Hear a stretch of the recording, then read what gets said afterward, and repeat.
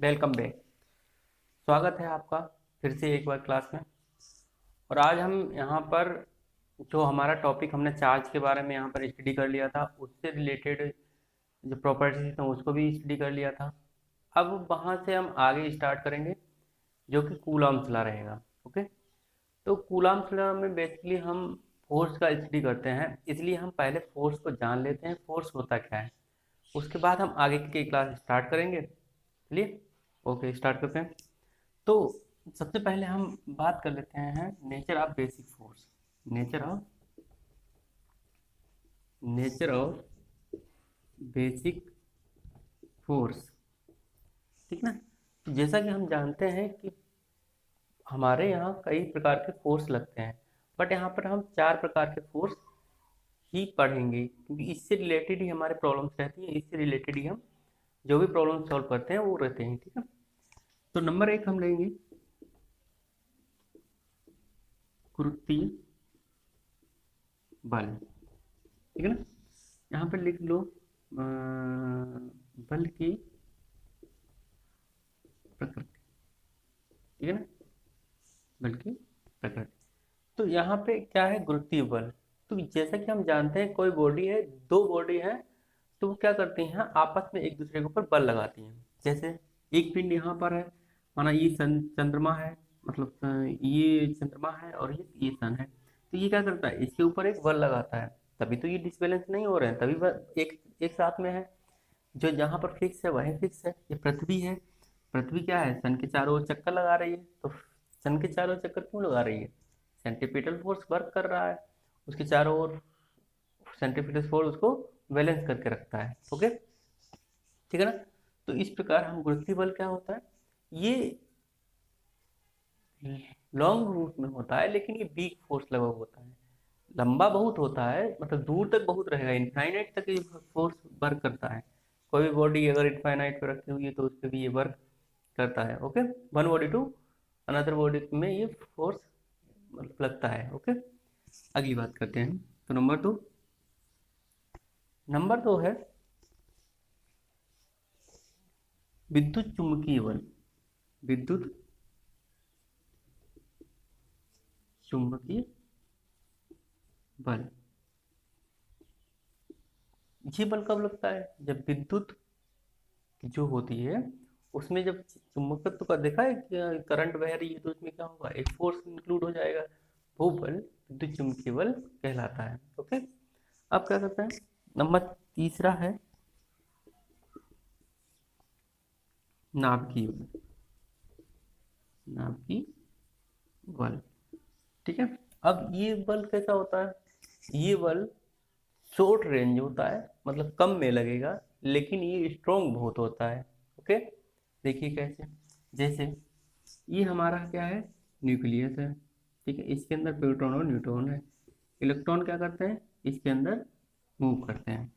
अब इलेक्ट्रॉन और प्रोटॉन ये जो हैं, तो ये क्या कर, किस मतलब अब ये बात समझने वाली है कि इसके अंदर प्रोटॉन है, इसके अंदर न्यूट्रॉन भी है। तो ये सब प्रोटॉन प्रोटॉन आपस में क्यों बंधे हुए हैं, जबकि प्रोटॉन तो पॉजिटिव, ये भी पॉजिटिव होता है। प्रोटॉन प्रोटॉन ही, न्यूट्रॉन तो न्यूट्रल होता है। तो प्रोटॉन प्रोटॉन प्रोटॉन तो क्या करेंगे, आपस में रिपेल करना चाहिए। बट ये क्या करते हैं, एक स्ट्रांगली बॉन्ड से बंधे रहते हैं। क्यों बंधे रहते हैं, तो इनके अंदर जो ग्रेविटॉन, मेसॉन, लेप्टॉन, क्वार्क, आप जो भी छोटे छोटे पार्टिकल्स, इनके फंडामेंटल पार्टिकल्स हैं, वो इसके अंदर इंक्लूड रहते हैं। जब वो एक्सचेंज करते हैं, उनके अंदर मूव करते हैं या एक्सचेंज करते हैं, तो उनकी वजह से क्या होता है, इसमें एक फोर्स होता है। तो वो फोर्स क्या करता है, इनको स्ट्रांगली बाउंड करे रहता है। ओके, बात समझ में आई। मतलब जो न्यूक्लियस के अंदर है, वो क्वार्क्स की वजह से, क्वार्क या ग्रेविटॉन या मेसॉन्स, जो भी हमारे जो फंडामेंटल पार्टिकल्स हैं, छोटे छोटे फंडामेंटल पार्टिकल्स हैं, वो इसके अंदर इंक्लूड रहते हैं। और ये क्या करते हैं, इसमें वो फोर्स को, जो न्यूक्लियर फोर्स है, वो बहुत स्ट्रांग हो जाता है। ओके, तो इसमें क्या है, ये शॉर्ट रेंज फोर्स होता है। कैसा होता है, शॉर्ट रेंज मतलब छोटा फोर्स होता है। ओके, ठीक है। अब आता है चौथा फोर्स, क्या है, नाभ की वो दुर्बल बल। दुर्बल बल, इसे वीक फोर्स बोलते हैं, वीक फोर्स। दुर्बल बल का मतलब क्या होता है? वीक फोर्स मतलब क्या है? जैसे कि हमारा कोई न्यूक्लियस है, वो बड़ा न्यूक्लियस है, मतलब जैसे प्लूटोनियम होता है, यूरेनियम होता है, ठीक है ना। जैसे बीटा डीके हो जाए या रेडियो एक्टिव जो सब्सटेंस होते हैं उनको उनमें जो बीटा डीके होता है तो उनमें जो फोर्स लगता है वो कौन सा लगता है? वीक इलेक्ट्रॉन, वीक फोर्स लगता है। ओके। गुरुत्वीय में पिंड टू पिंड लगता है, बॉडी टू बॉडी, मतलब एक बॉडी टू वन बॉडी पे फोर्स लगना ही लगना है। वो लॉन्ग रेंज होता है, ठीक है। विद्युत चुम्बकीय बल ये उससे थोड़ा कम रेंज में होता है। नाभिकीय बल बहुत शॉर्ट रेंज में होता है। और दुर्बल बल ये भी शॉर्ट रेंज में ही लगता है। ओके, बात समझ में आई? अच्छा, तो इनका जो क्रम होता है वो लगने का क्रम क्या है? इसका अगर रेशियो हम देखें तो ये अगर 1 है तो ये 10 की पावर 36। ओके, फिर 10 की पावर 39, फिर 10 की पावर 14। ठीक है, तो हम इसमें लिख सकते हैं, क्या लिखेंगे? गुरुत्वीय बल जो है सबसे फोर्स ज्यादा किस में लग रहा है? नाभिकीय बल में। नाभिकीय